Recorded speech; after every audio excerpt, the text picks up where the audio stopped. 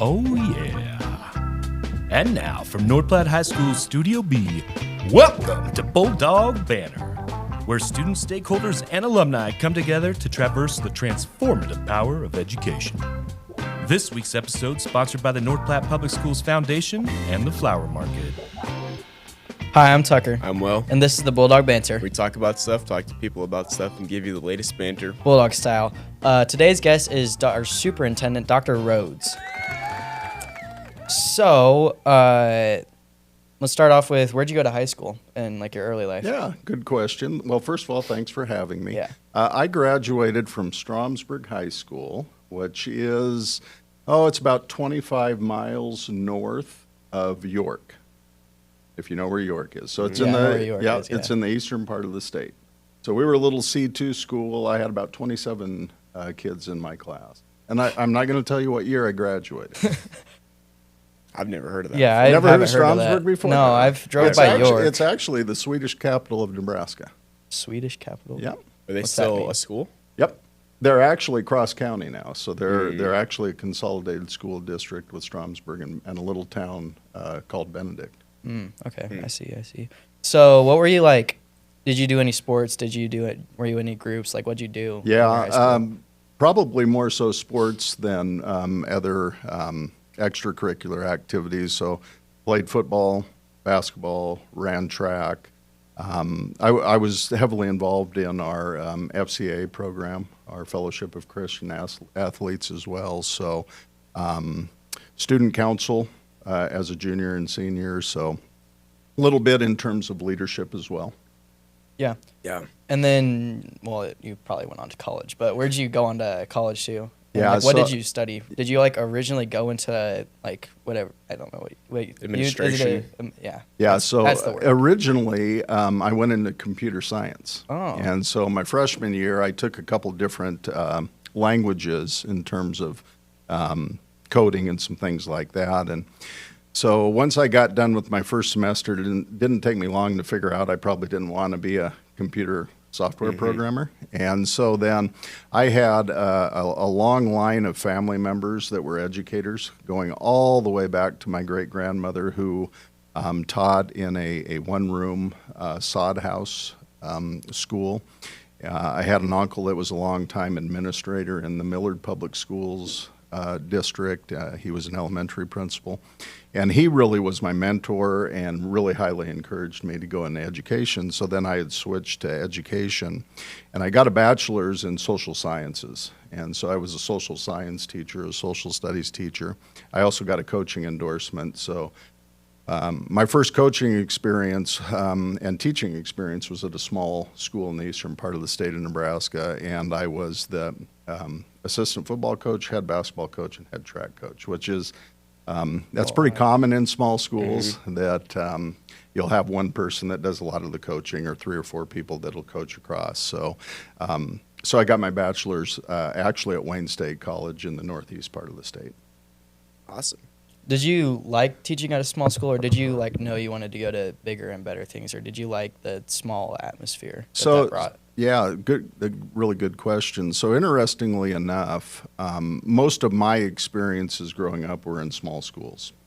And when I went to college, I had several opportunities to observe classrooms at bigger schools. And so South Sioux City, which is a very similar-sized school district to North Platte, I was at South Sioux High School for a 3-week observation, got to see that a little bit. But when I first started teaching, we were a small enough school district that I was the history department. I taught 7 different classes. There were no other history teachers. English, we had one English teacher. That's just the size of school that we had. So, great experiences for me, being young in my career. I will tell you that the difference that I see from a teaching aspect between small schools and larger schools is you don't have as many students, but you have more preps. So in other words, I was teaching 7 different classes, where here, you might have somebody like Mr. Pack that has 3 blocks of American history. So you don't have as many preps, but you have more students. So I think the time commitment is similar from the standpoint of a teacher having to plan for more classes. And then that teacher that's at a larger school district has more students. So there's more in terms of grading assessments and homework and all those different types of things. Yeah, I've grown up in big schools, like I haven't moved or anywhere, and it's kind of cool to hear about like how smaller schools, because we're surrounded especially by, like St. Pat's, like how St. Pat's different St. Pat's and is like compared to Hershey North and Platte. Sutherland, all those are miles different from like what we see here. Yeah, for sure. Yeah, Just but wild. how did you end up getting to administration? So you started teaching for, how many years did you teach for? I actually taught for 5 years. I started working on my educational administration degree after my second year of teaching. And at that time, the school that I was teaching at was about an hour and a half away from Kearney. And the University of Nebraska at Kearney had started what they called their first administrative cohort. So there was a group of us kind of around that York area, the York County area, that they had kind of recruited for this cohort. And during the school year on Wednesday nights, they would come to York High School, and then we'd have our classes there. And it was a 2-year program, so that was pretty appealing for me. I had a young family at the time, and I didn't have to go to campus all the way to Kearney during the school year. And then during the summertime, you had a couple classes in the June and July sections. So you did have to go to campus in the summer. So that's kind of how I got started. Once I had kind of read the information on it, I had kind of visited with some people. I had visited with my administrators that I had worked with. I mentioned my uncle earlier, who was a mentor to me. He was a principal at the time, so I visited with him, just getting some advice, whether he thought, I had the skill set to eventually be a building level principal. So that was very early in my career. So once that was finished, I was able to move into a building principal role then. Where was that at? So that was at a little town in the southeastern part of the state, Davenport, Nebraska. So you're just all over the place. Yeah. I've almost lived and worked in every corner of the state except for the Southwest. I haven't been down in that kind of the McCook and West area. So Davenport was a great experience, very, very small school. I was the K-12 principal there. We had about 120 kids, K-12. So we averaged about 10 kids a class. Not a whole lot. After I was there for a few years, we actually consolidated with Bruning. So you might hear Bruning, Davenport, Shickley. They're all together now. In terms of their activities. That sounds familiar. Yeah. So again, very, very small school. It was a great place for me to start my career. After that, I was at Shelton, right in between Kearney and Grand Island, almost right in the middle. So I was 712 principal there, and I was there for 4 years. And then I spent 3 years out in Sydney, clear out in the Panhandle, as the high school principal out there, before coming to North Platte. Yeah. So you've been to like all these smaller-ish schools. Was that like a big change coming from the smaller schools to a big Class A school? I think the biggest change for me was probably Shelton to Sydney.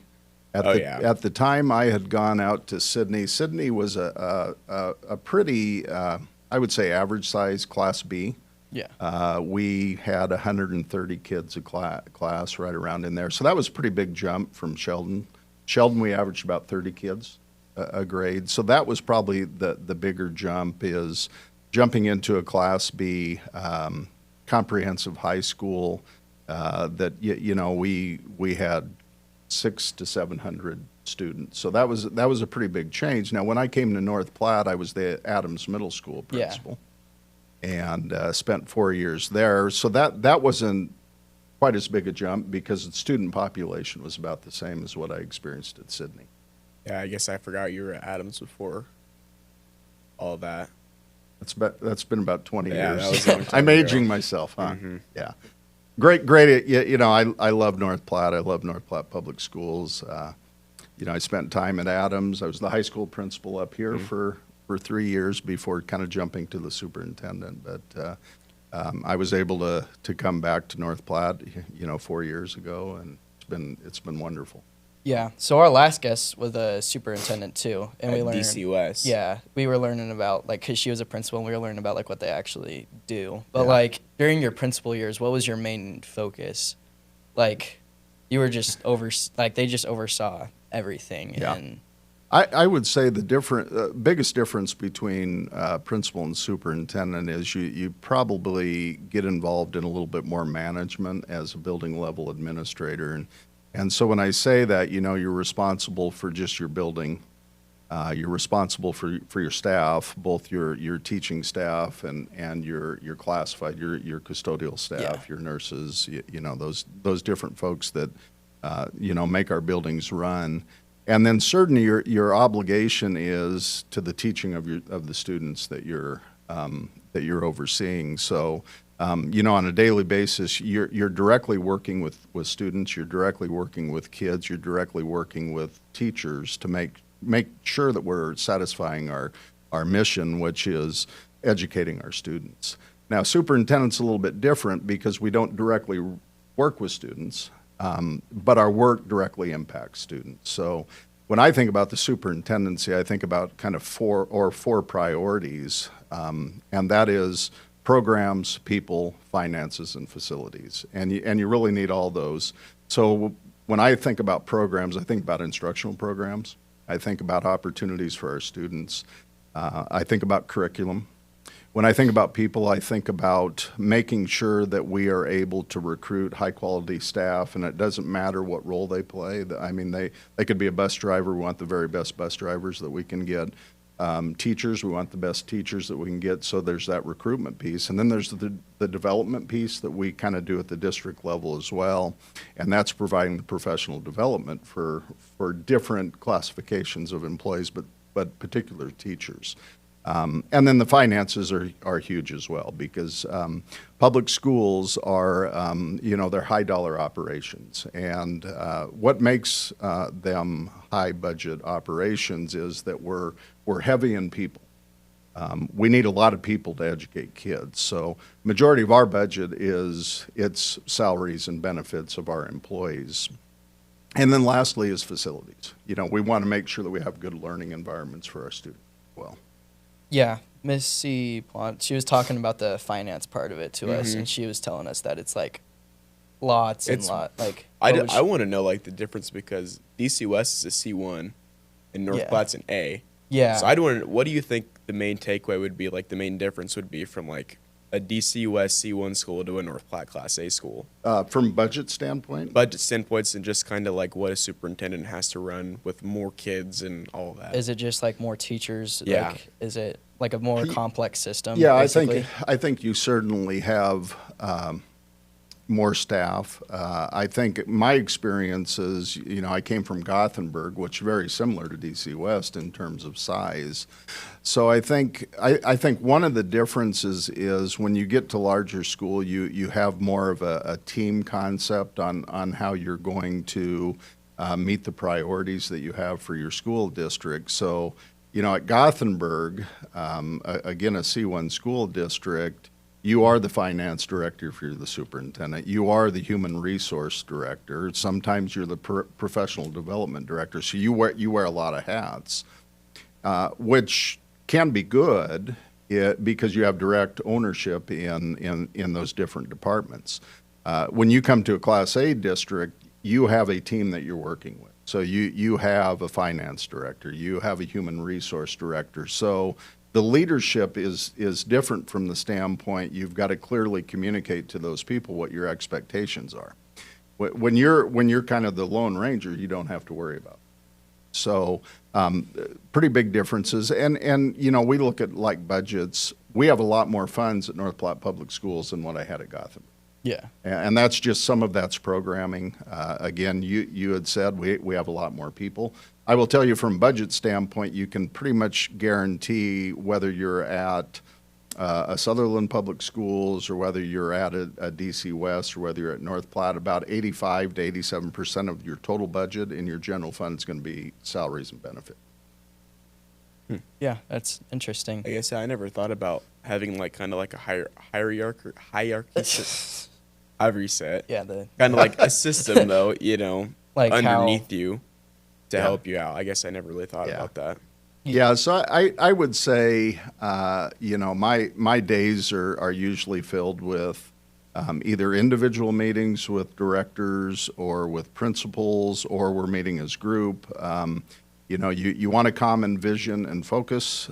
This year we're starting year one of our new strategic plan, so we're really focused around that.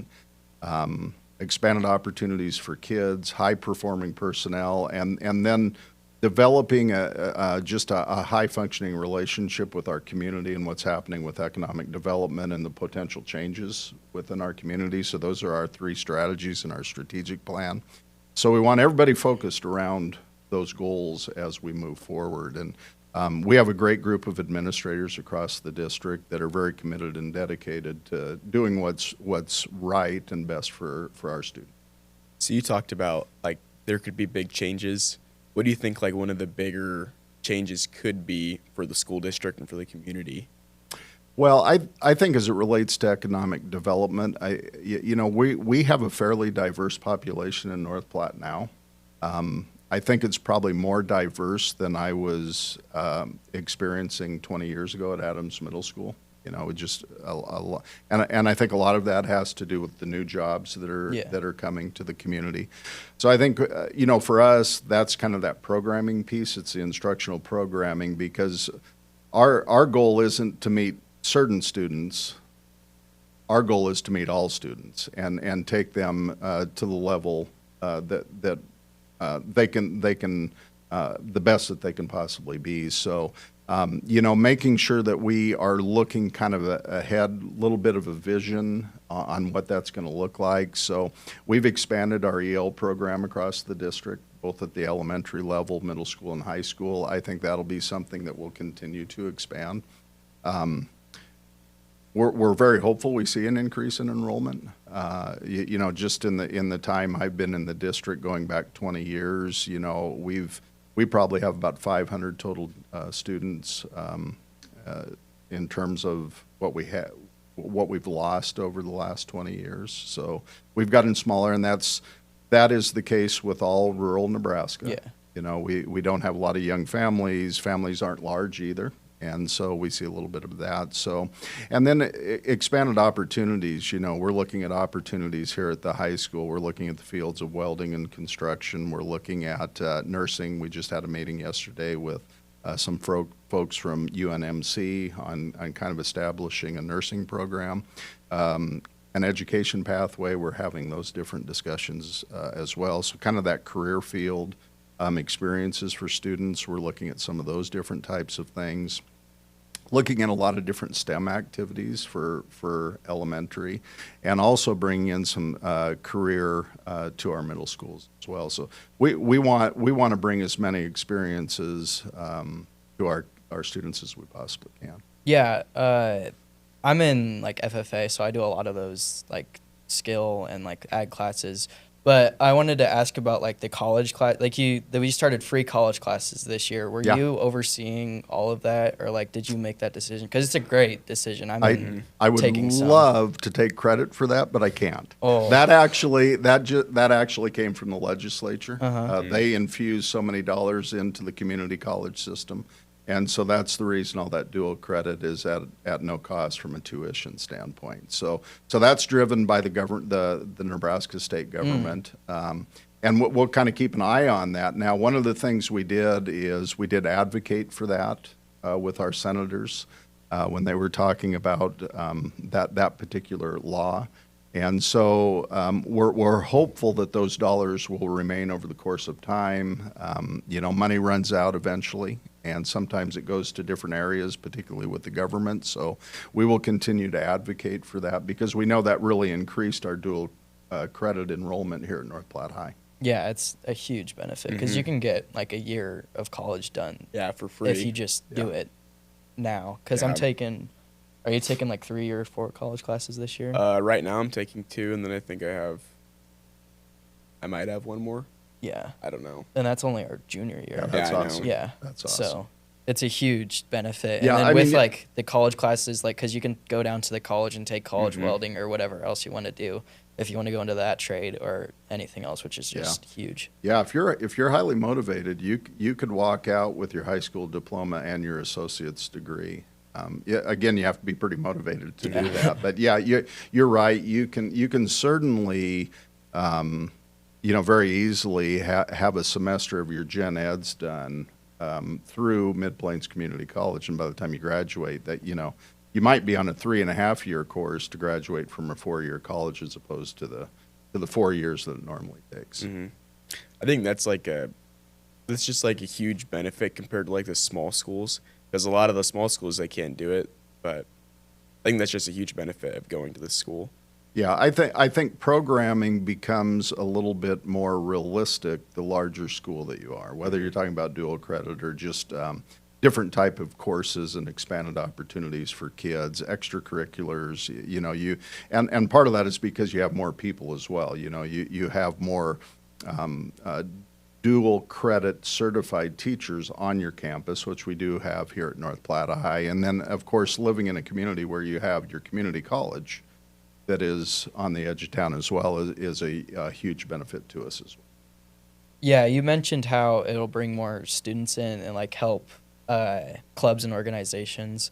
How are you looking at clubs and organizations? Do you like how they're looking, or do you want to bring new people in, or like what's your just thoughts on it? Well, I think anytime we're maybe bringing in a little bit more diversity, I think we do want to look at the whole package in terms of education for students. And being a former coach, our Nebraska School Activities Association, they always advertise on it's the other part of education that happens on the gym floor or football field or on the dance squad or whatever the case may be. So we know those are important aspects to well-rounded individuals.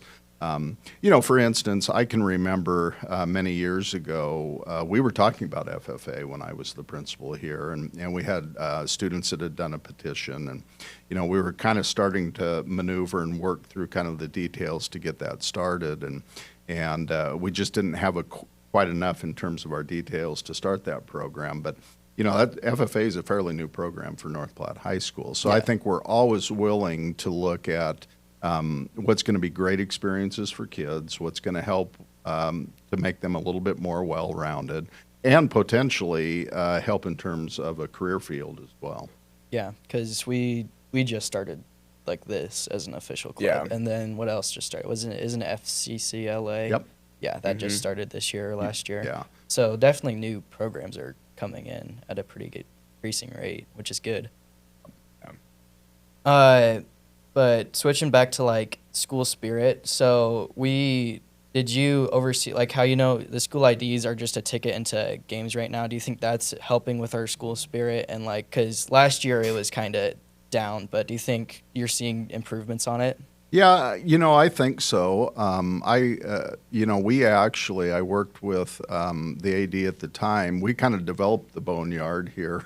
Yeah. It's been 13 or 14 years ago, and that was our goal, was to get a little bit more student excitement and activities, and to show appreciation for your classmates and in their particular activities. So I think I think that's part of the experience of being a high school student is you can be involved without being in that activity. Yeah. And so, I know the first volleyball game, we had a tremendous student section. Yeah, it was a huge turnout. And then, of course, last week, we had 4 or 5 activities going on that Thursday night, but we still had a decent student section. The football game Friday night, we had a great student section. So, school spirit I think it's important. I think it's important for the students that are in the student section, but I think it's important for the ones that are out there performing and competing as well. Do you think, like, since you were here as a principal however many years ago, do you think there's been a drastic change in the student sections and the school spirit since you've been like a principal here to now? I think we've always tried to work on increasing the amount of participation in terms of our student body and school spirit. I do know that Mr. Spatansky and Mr. McCoy are working very hard, to kind of recruit to that student section and that school spirit. I think it's an expectation they have, and I think that's one of the reasons they said, if you have your ID, you're going to get into that activity. And so, again, I think it's a testament to their leadership. But I think that's something we've always tried to work on here at North Platte High, and at least in my experience. Mm-hmm. Yeah, I think it's a good thing to always keep Oh, yeah. working on. And I feel like it's gotten better this year. Yeah, this year I feel like it's a big change from last year at least. Yeah, I like showing up to the games. We Mhm. both are in. We're both in swim, and he does track and I do soccer. But we don't do sports right now, so we try to get to every football and volleyball game we can right now. Yep. And the big video board. It's so nice to make stuff for that, Yeah. and it's just gotten way better. Yeah. But It is a neat environment for sure. Mhm. yeah. But so switching back to superintendent stuff. You came to North Platte, and then you left, and then you came back. I did. I left Yeah. for a few years. So people in my profession always say when you move from principal to superintendent, you've gone to the dark side, which is not true. But again, we love this community. At the time, that was another degree that I'd worked on, and that's what they call a specialist degree, and that allows you to be a chief administrator of a school district. It allows you to be a superintendent. So I had finished that degree. I did not want to move from North Platte. At that time, I still had kids that were going to school here in North Platte. In fact, my oldest daughter at the time was a junior here at the high school, and my oldest son was a freshman here at the high school. So we had no intentions to move our family. My wife was a kindergarten teacher over at Washington at the time. So as luck would turn out, there was an opening at Maxwell. And the housing at Maxwell did not require that I live in Maxwell. There were not houses at the time. So I was able to, for 6 years, I was the superintendent at Maxwell. And I was able to commute back and forth. So we were able to stay here.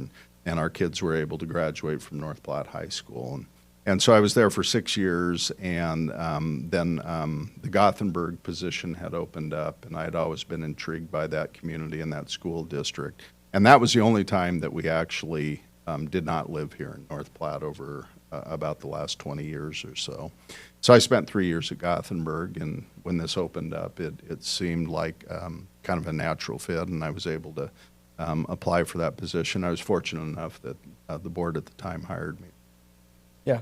So what are some of the biggest challenges, did you think, like coming back to North Platte after going to those small schools, or like just biggest challenges overall coming Well, here? I think, part of the challenge is that, I had been gone long enough over that 9 years or so that in terms of community and in terms of our folks within the North Platte Public School system, about half had changed. So that half the people that were working for the district were new faces. So part of that initial challenge was to immerse myself with new people and recognize them, and to develop relationships. And so that relationship piece is really big for me, is to develop those relationships.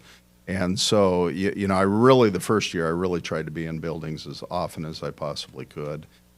Just to see classrooms and meet teachers and work with principals and those different types of things. So that's a bit overwhelming. We have about 575 employees across the district. So if half of them are new, there were about 250 people to try and meet and recognize and know by name and those different types of things. So, that was a challenge. Now, the nice thing about coming back to a place where you had been is half the people you knew.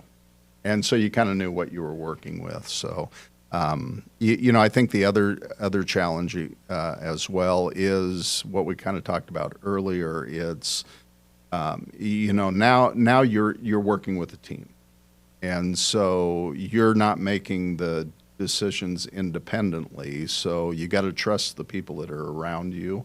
And so to make sure that we had a quality team, which we do, but I had to learn what they were about as well, and they had to learn me too. They had to kind of We had to be clear with our expectations of one another. So again, it was just, you kind of jump in and you have to get going on those things. Now, the unfortunate part about the way school systems work in our state is our budget year is different from the calendar year, and it's different from the state's budget year as well. So superintendents are always hired on July 1. So you jump in and you're working on budget right away. Yeah. And you're not familiar with that budget because you haven't been in the district. So there's a huge learning curve regardless of the new position you're in. It could be a small school, it could be a big school, because you've got to kind of look at what has been done in the past in terms of budget. So you got to look at history a little bit. You've got to look at what the district's prioritized for budget as well, because you got to have that budget done by the time you get into September. So, you know, the first couple months, you're working with people, you're building relationships, you're looking at budget, trying to get that budget ready for your new school year. So there's just you have to invest time, you have to prioritize.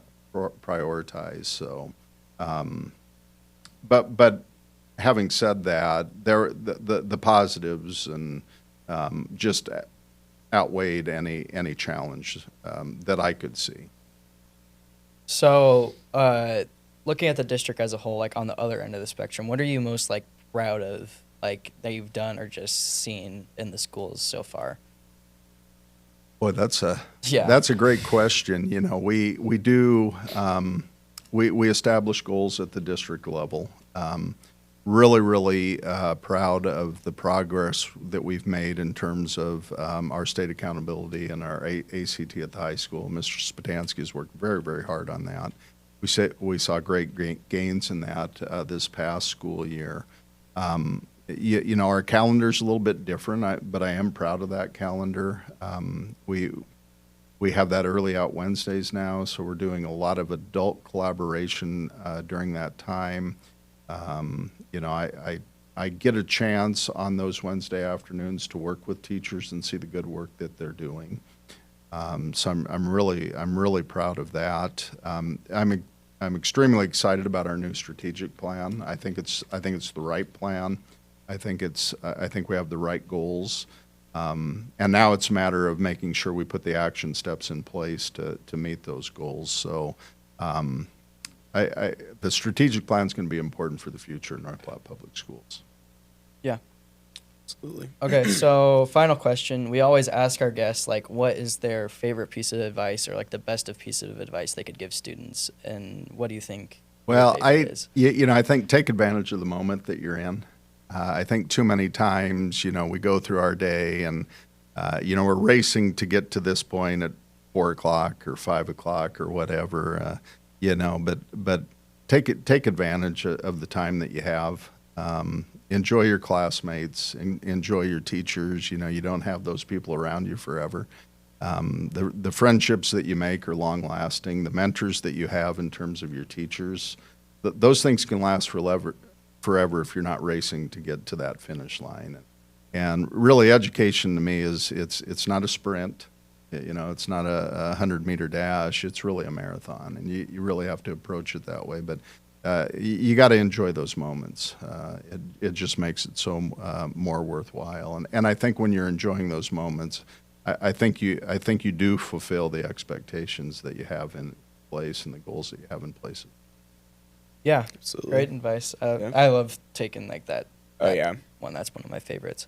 But thank you for taking time out to come talk to us. It's Absolutely. a huge schedule, I bet, but it helps a lot if you. Well, come thank to you this. guys. Yeah, Appreciate it. but I'm Tucker. I'm Will. And this has been the Bulldog Banter. Thank you for listening. Thank you. Thank you.